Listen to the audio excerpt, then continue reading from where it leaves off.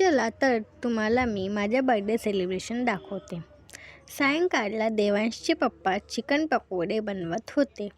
तसं तर मला मटण वगैरे आवडत नाही, पण मला चिकन पकोडे आवडतात। पण मला ते काही बनवता येत नाही। मी फक्त खायचं काम करते आणि हे बनवत होते आणि देवांश आणि मी त्यांच्या मधात करत होते। तोपर्यंत देवांचे काका आले चिकन पकोड्यांची टेस्टिंग करायला।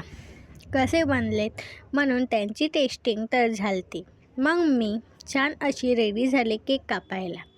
मला तर विश्वास बसत नाही होता की माझे केस एवढे लांब आहेत। मी छान अशी रेडी झाली आणि केक कापायला घेतला।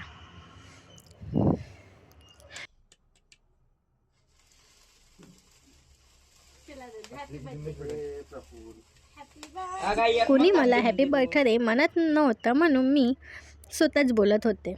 नंतर सगळ्यांसोबत फोटोज काढले, देवांच्या काकांसोबत, देवांच्या पप्पांसोबत आणि आईंसोबत। आणि देवांश तर होता सगळ्या फोटोंमध्ये।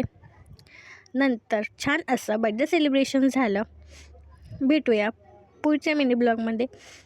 व्हिडिओ आवडला असेल तर लाईक, शेअर, सबस्क्राईब